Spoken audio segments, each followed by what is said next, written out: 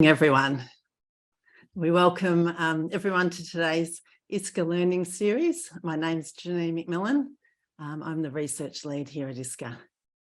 Firstly, I would wish to acknowledge the people of the Kulin Nations on whose land many of us are based today. I pay my respects to their elders, past and present, and we extend that respect to First Nations people here today. For those who are new to the ISCRR Learning Series, each month we present a topic on our research findings, the impact from our research and best practice management of research.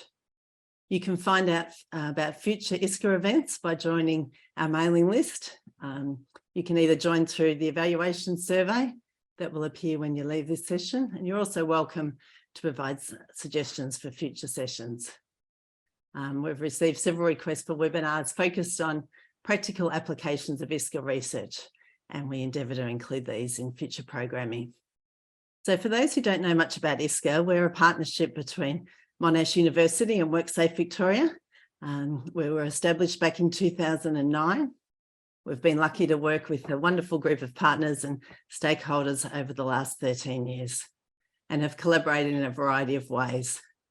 One important workplace health and safety priority at the moment is concerns teachers, and they've been the focus of the news a lot recently due to their workload burdens and staff shortages, and all exacerbated by the pandemic. So we're interested to know if they were also prone to vicarious trauma. Before we commence, a poll will appear for you all. If you can please answer the two questions. So the two questions are, in your current role, do you experience vicarious trauma? And in your own opinion, does your workplace have adequate vicarious trauma supports in place? So if you can just answer that, that would be great. Thank you.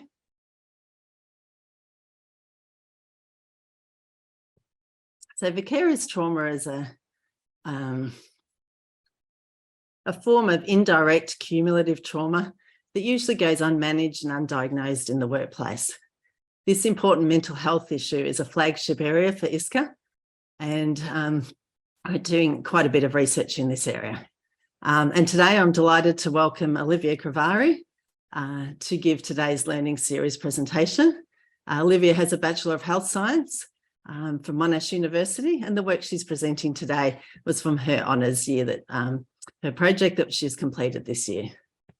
As part of her research, she undertook a study examining vicarious trauma in the teaching profession during the COVID-19 pandemic.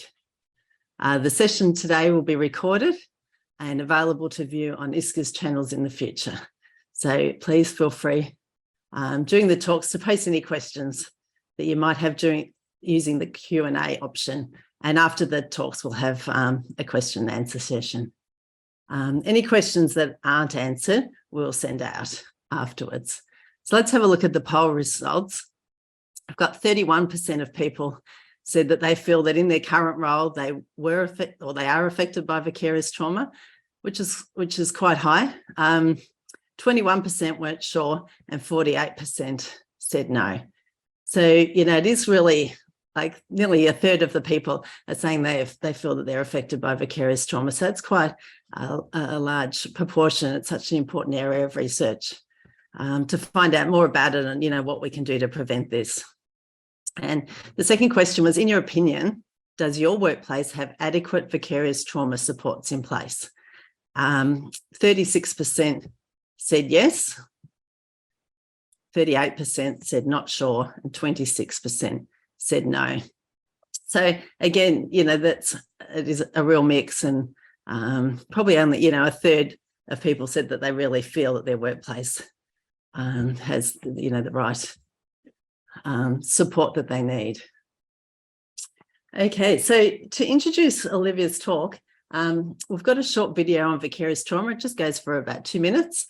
And so we'll play that, and then Olivia will present her results. My name's Carmen. I work for the Institute for Safety, Compensation and Recovery Research, and I work on a project called the Vicarious Trauma Prevention and Awareness Toolkit. So trauma can take many forms, so kind of physical or psychological abuse, or then threats to life or severe injury. It can also be observing that happening to other people. It doesn't have to be directly to yourself. And then the response varies from individual to individual, but it results usually in overwhelming the individual's capacity to cope and impacts physical and emotional well-being in some way for everyone. So direct trauma occurs when you actually experience a traumatic event. Vicarious trauma, on the other hand, is more indirect, so it more involves being exposed to details or information regarding a traumatic event. So it could be reading about or seeing pictures or even discussing details of another person's trauma experience, and that in turn can start affecting the person who is engaging in this trauma material.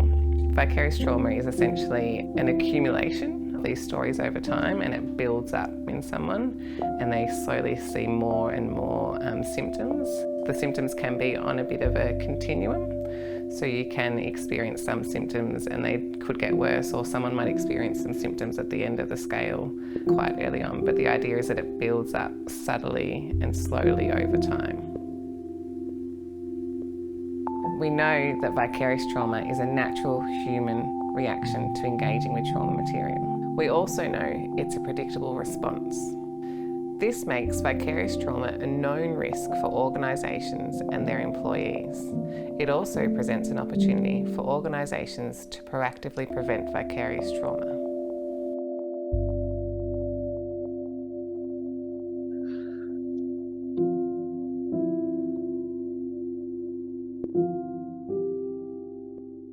Thanks, Janine. Hi, everyone. My name is Olivia Crivari, and I just want to say a huge thank you to Janine for that introduction. And what a fantastic video to introduce such an important topic of vicarious trauma. During my honours year, I was supervised by Dr. Janine McMillan and Dr. Sarah Oxford, and was really driven to address the population group of teachers, which has helped develop so many of us that into the people that we are today. So my presentation today will go into some of the research context, the rationale and aims of the study, a brief mention of methodologies, the study's findings, and I'll finish with addressing some of the implications. So to start off with the research context, the COVID-19 pandemic impacted the way that we work forever. It provided the world with an opportunity to introduce digital workplaces. There were many government reports done on psychological impacts of the pandemic. And in 2021, a government report included more than 4,000 employers and around 8,000 employees across the state to explore psychological impacts of the pandemic. Findings included around 38% of supervisors and around 27% of workers reported feeling mentally unwell in the last 12 months. Of those, 53% and 45% said the negative change in their mental health was brought on directly by government restrictions and fear of the virus. A decrease in mental health outcomes has been described across many workforces, and this includes nurses and social workers to retail staff and hospitality. Within Australia, Victoria experienced the longest lockdown compared with other states. Victoria was locked down around 6 times, and we spent around 260 days under restrictions.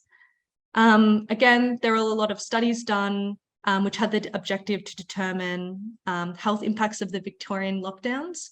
And one in particular found that the Victorian lockdowns had led to an increase in psychological distress for Victorian workers. For teachers, the COVID-19 pandemic not only impacted the way they work, the way that they taught and where they went to work, but also vulnerability levels of their students. The pandemic shifted the way educators delivered their content and increased the amount of vulnerable students within society. Online learning resulted in students becoming more disengaged, less motivated to learn, and facing more learning difficulties. research demonstrated that teachers were beginning to spend more of their time and energy supporting students' well-being rather than focusing on content. The Australian Government Department of Education indicates that the demand for secondary school teachers is projected to exceed the number of new graduates by approximately 4,100 teachers in 2021 and to 2025. One reason for this demand is that teachers are leaving the profession because of the increase in workload.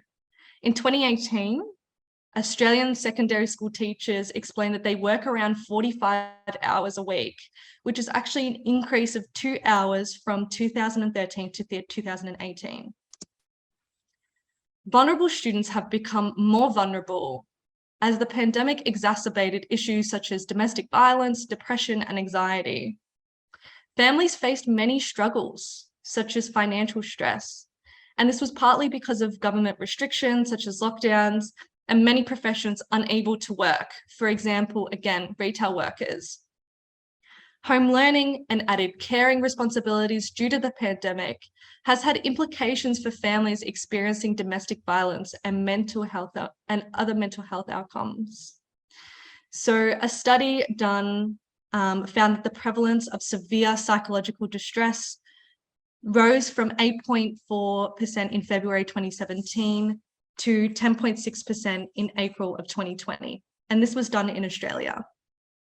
The COVID-19 restrictions, which impacted people's social interactions, are seen to be a situational stressor, which can exacerbate the underlying drivers of violence.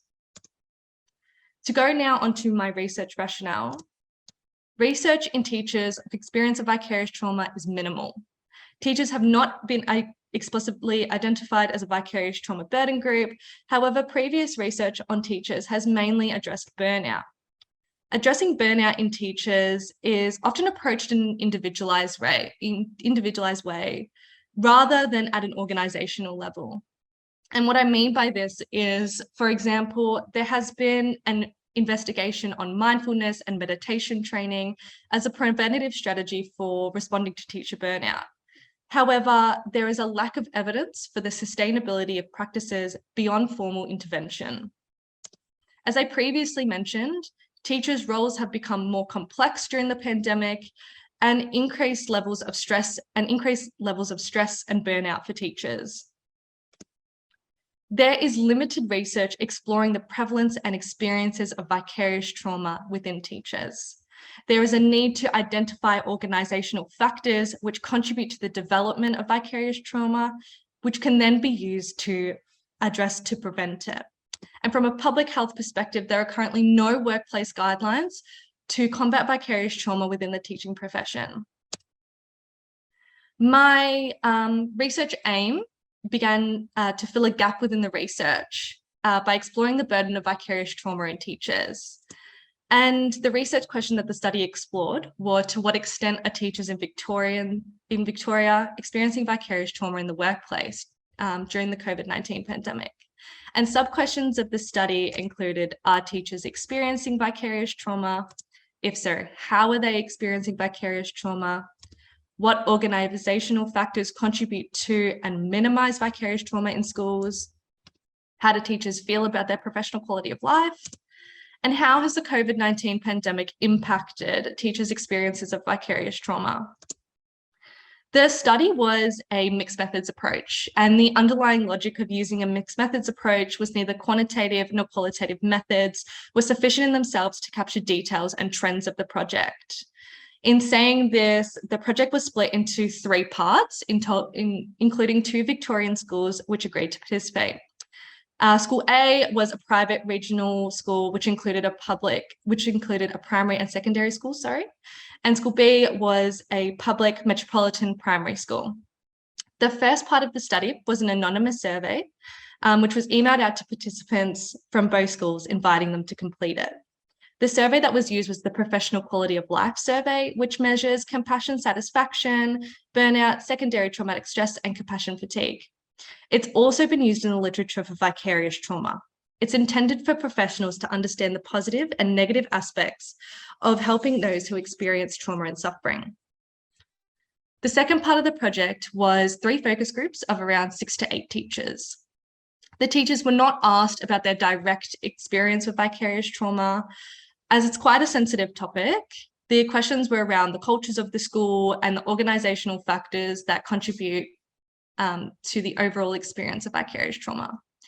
The third part were 9 in-depth, semi-structured interviews of the same questions of the focus groups. Interviewees were found by a snowball sampling and a post on the social media page of the Teachers Association. So I'll be referring to both of the focus group schools as School A and School B for the results section, and I'll start with the results of the study, of the survey. School A had a response rate of 13% with 17 complete responses out of 150 invitations sent out. School B had a response rate of 17% with 6 complete responses out of 36 invitations sent out. There were 2 reminder emails sent out to complete the survey, and this was via the wellbeing officer at both schools, at the respective schools. So we can compare both of the schools, even though the results were quite similar. School A had a high compassion satisfaction score, a moderate burnout score, and a low secondary traumatic stress vicarious trauma score. School B had a high compassion satisfaction score, a higher moderate burnout score, and a moderate secondary traumatic stress vicarious trauma score. This can be interpreted to both schools having a very positive compassion satisfaction rate for their job. However, they are both moderately feeling the effects of burnout, and School B is moderately feeling the effects of secondary traumatic stress and vicarious trauma. 3 themes were identified when coding the data, and this was societal factors, organisational factors, and symptoms of vicarious trauma. I'll be going through each of the subcategories and sub-themes, starting with societal factors. An overarching theme in both of the focus groups and the interviews was that vulnerable students have become more vulnerable. And when asked if this was because of the COVID-19 pandemic, several teachers explained that it could be a factor. However, there were other intertwined factors such as excessive social media use or family breakdown when discussing increased vulnerability levels. Several teachers explained and mentioned that student behaviours have been impacted by lockdowns and not having those social interactions that they'd usually get at school.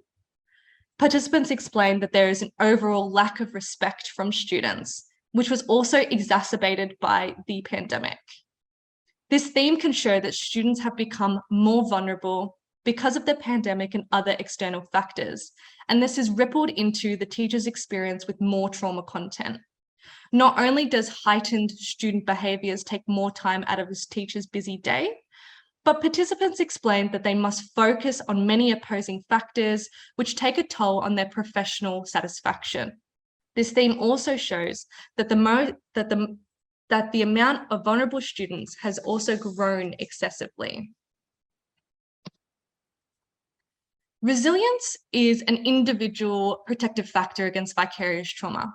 Having a resilient personality or feeling like you can be resilient after adversity is seen as a positive protective factor against vicarious trauma in the literature. Participants spoke about a resilience narrative which has been pushed onto teachers by leadership. Many teachers interpreted this narrative as a blanketed blame put onto teachers when classroom challenges arise. This made teachers scared to ask for help and added pressure about their classroom management skills. Many participants spoke about not wanting to be seen as weak or struggling within their job. Participants described how this weakness mentality feeds into a stigma about not being able to do the job or not being mentally tough enough. And a teacher who is seen as not coping within their job can perpetuate the notion of a teacher's lack of resilience. Participants explained that there's a problematic nature of this narrative, and that is that school administrators tend to blame the individual teacher rather than the lack of organisational support or school culture when problems arise.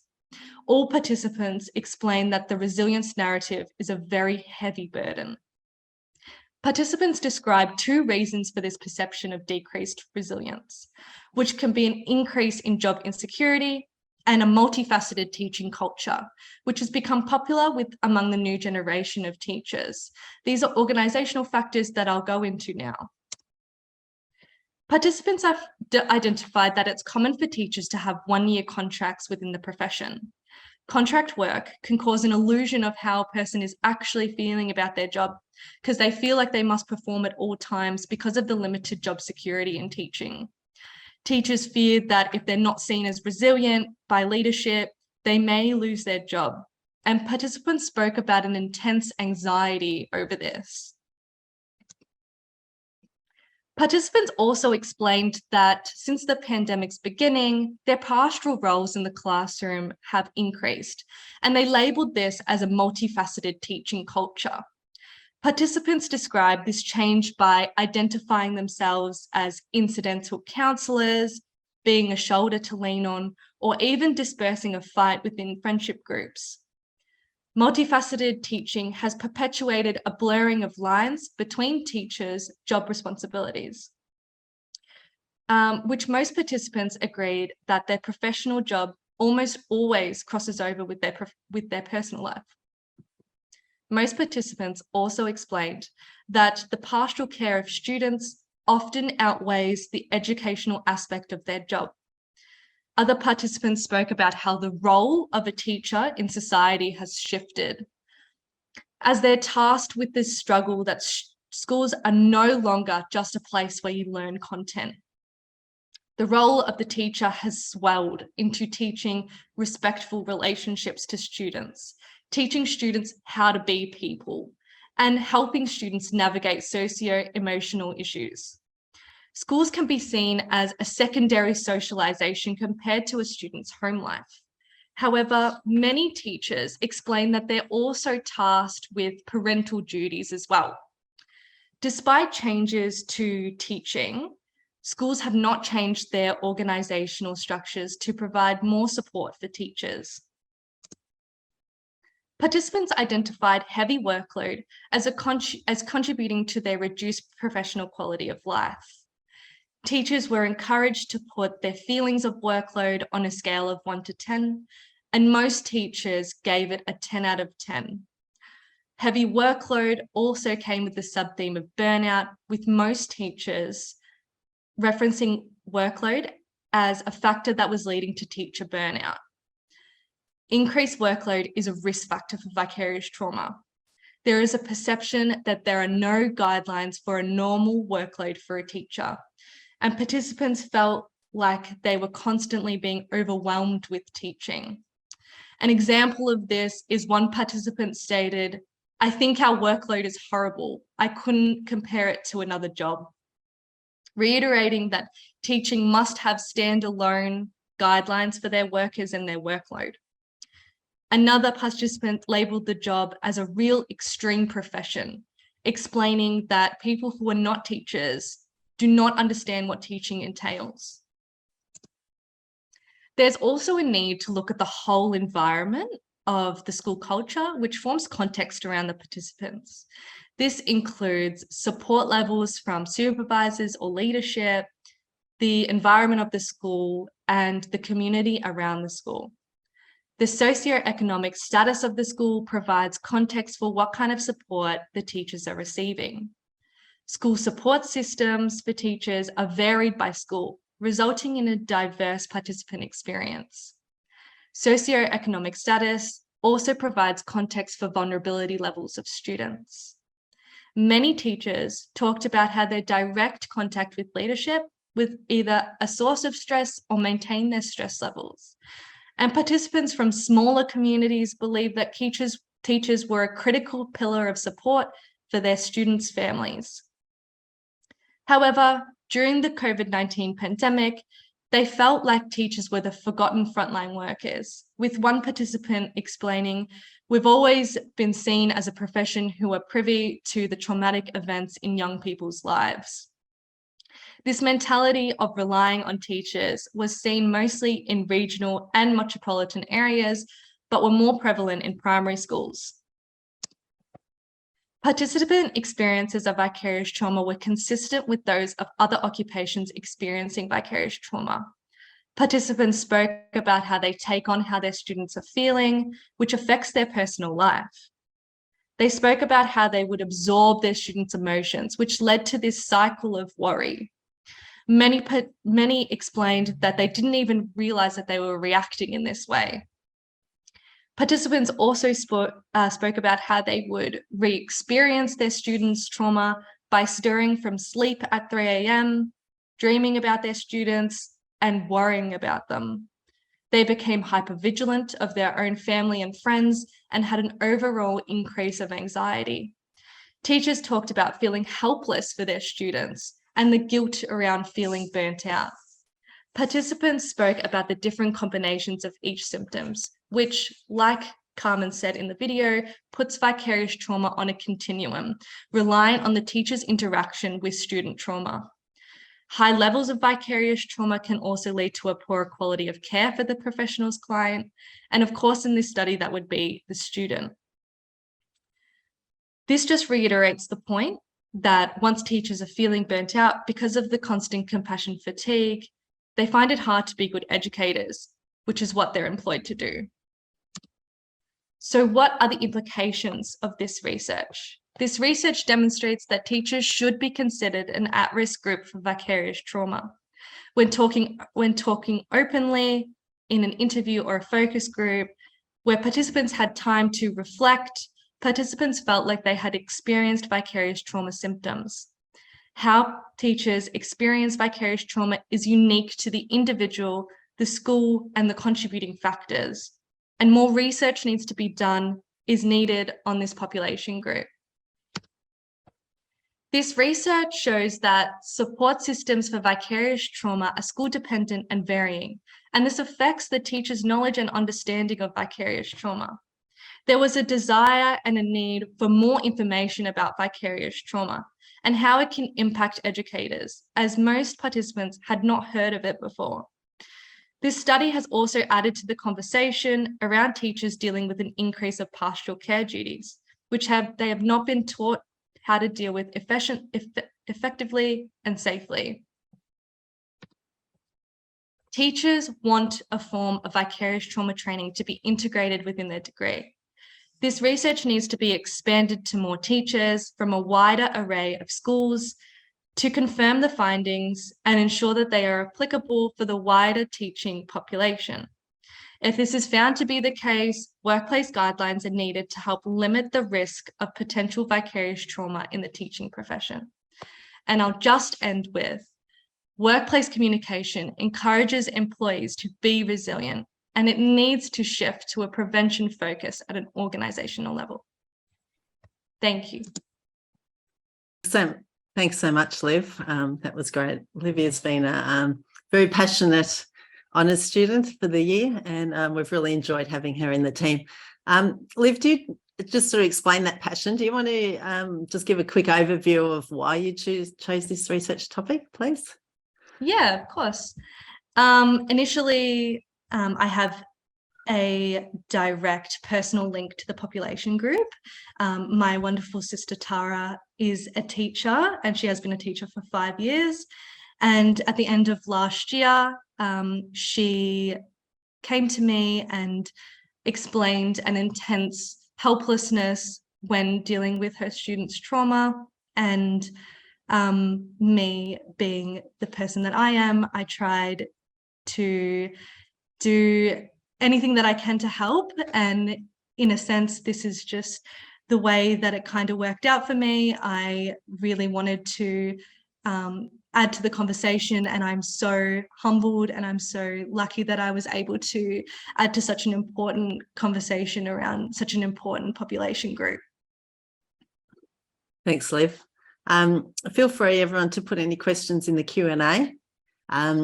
First question we've got is that, can you just expand a little bit more on the difference or any differences that you found between the public and private schools, please? Yeah, of course. So the trauma content that the students brought in to the classroom really contextualized how teachers were experiencing vicarious trauma. So students from private schools experienced more psychological issues, such as eating disorders or elevated stress from their parents to do well. And in comparison, students from public schools tended to experience more poverty-related issues. And this was such as broken families or vandalism or poor living conditions. And this is a similar finding within the literature as well, that public school teachers had a more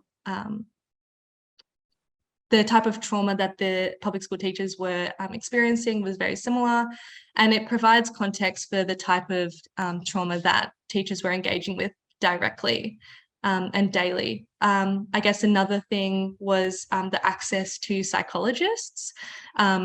Teachers at private schools had direct access to psychologists that were just for them, and this was paid by the school with no questions asked. Excellent, thank you. We've got another question here about on the survey, one of the schools came up as low and one came up as moderate for vicarious trauma, secondary traumatic stress and compassion fatigue. Mm-hmm. Why do you, given that, like I know one was moderate, but why do you think, you know, that teachers are definitely a vicarious burden group? Yeah, and it's such an interesting question. When describing the project and the background information, many participants explained that they did a quick Google search of the terms, but actually couldn't fully grasp the meaning of vicarious trauma. And when discussion was around organizational factors and the impact of the risk of vicarious trauma, it was much more evident that teachers had experienced one or more symptoms of vicarious trauma. And as sessions went on, more and more participants started to put together experiences that they had had in the classroom and identified traumatic student experiences. And I think many participants also thought that dealing with trauma content was an inherent part of their job. They just thought that this is what I have to do as a teacher. I think as well, the cumulative nature of vicarious trauma can make it challenging to distinguish between experiencing vicarious trauma and being at risk of experiencing it. Like I said before, symptoms are on a continuum, and the severity depends on the type and the level of experience. So everyone that experiences vicarious trauma can have an array of symptoms. The ProQual manual for calculating and interpreting results states that the ProQual is not a diagnostic tool. So it's just a tool that can show if a person is experiencing symptoms of vicarious trauma or burnout or compassion satisfaction. And the score is an individual score that they receive, and it could encourage them to seek professional help. So there's an inability to diagnose vicarious trauma, in a sense. Excellent. Thanks, Liv. Do you think the high levels of compassion satisfaction, you know, contributed to how teachers are coping? That came up in the survey. Yeah, I think so. I think even coming from a personal point of view, the teachers that I connected with the most at school really did, were very empathetic, and they were the teachers that most of the students really did connect with. And I think that the ProQual results showed that both schools did have a very high rate of compassion satisfaction, and teachers of both schools felt emotionally fulfilled from their duties as a teacher. They enjoyed their job. Every teacher that I spoke to said, I love being a teacher. I wouldn't picture myself in any other job, and they loved helping their students. So I think their love for the job was definitely how they coped with the symptoms. And I think that mainly that is kind of the only reason how they were coping with their job was for their love for it and their love for being a teacher and their love for their students. Excellent. Thanks, Liv. We've had a couple of questions come in about, and I'll sort of combine them into one. What can we do to support the teachers? Obviously, this is a very complex problem. Any initial thoughts on, how we could prevent this harm? Any sort of initial thoughts? Yeah, for sure. I think a main aspect is just identifying that teachers are at risk of vicarious trauma and putting in guidelines for teachers. I think that that's quite an ambitious implication for the research, but every way that the teacher experiences vicarious trauma is unique. And so I think even just identifying that it is a risk factor for them and putting in support services, or even putting in, a wellbeing officer that's just for teachers that they can access. I think a lot of the participants that I spoke to said that there was an abundance of resources for their students, but they felt like there was nothing for them. A lot of teachers also explained that they did have a sort of support service, but they didn't know how to access it because it was never told. It was never explained to them how to access it. And so when we were talking about support services at schools, a lot of them said, I don't think we have any at all. And so I think even just putting in a support service for a teacher to start the conversation, which is, I think, what this research has done amazingly, is start a conversation around a very important population group. Yeah, thanks, Liv. We've done at ISCRR quite a few different projects on vicarious trauma so far, and there was one that we did an evaluation of vicarious trauma prevention and awareness toolkit, which Carmen, who was in the video, did lots of did the actual evaluation for. And yeah, she found that lots of people were in a different population. This was in government workers, but lots of people were saying that they had things like, employee assistance programs and things like that, but they actually said they didn't really want to talk to, someone that was not associated or didn't really understand their work. And what they found really helpful was actually talking to their peers. And there's different ways that you can sort of set that up in a structured way to be really helpful. And also, working with supervisors. And again, a lot of people said, well, that, usually when they talk to their supervisors, it's about their work and those sort of things.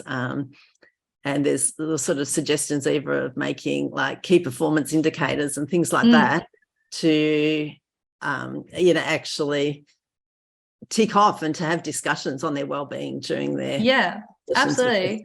And I think that teachers really benefit from something like that. I think something that came up a lot was support from their supervisor and their leadership team. And when a teacher felt supported, they felt like they could go to their leadership and they felt like they were being valued. And when they didn't have that support, or they really struggled with support, they felt like they just had to bring all of that trauma home, and they felt like this was more of a burden on them. So I think, having even guidelines for supervisors to how to deal with their staff efficiently, I think it's super important. Excellent. We've got another comment that's come in. Thanks, Olivia. I was just wondering if there's been any thought to approach and discuss this issue or the research with the Department of Education and Training. It would be great to see this topic given priority and more awareness by the Department of Education and Training. I can probably answer that one. She just handed her thesis in about 2 weeks ago. So we kind of haven't got past that. We'd love to publish it in a scientific paper as well. So Liv's looking to do that. But certainly I think that's a great idea to actually start to approach the department and just to start that conversation going. And, as Liv said, we really need more research. This is just one small project in this area, and it would be great to have further research to confirm her findings and then go from there. But that's a great idea. Absolutely. Yeah. I think we might wrap that up now. I think any other questions that we have missed, I think I've sort of combined a few into one, but if I've missed any, then we can send that out with the video that'll get circulated. Anyone who would like more information about vicarious trauma feel free to contact us at ISCRR, and we can certainly give you links to the Vicarious Trauma Prevention and Awareness Toolkit that we evaluated. They've actually have a website for that now, so that you could Google that and find it, or if you have any issues finding that, please contact us. And for any other links to the video that was at the start, is on our website, and any other information we can provide. But thanks so much, Olivia.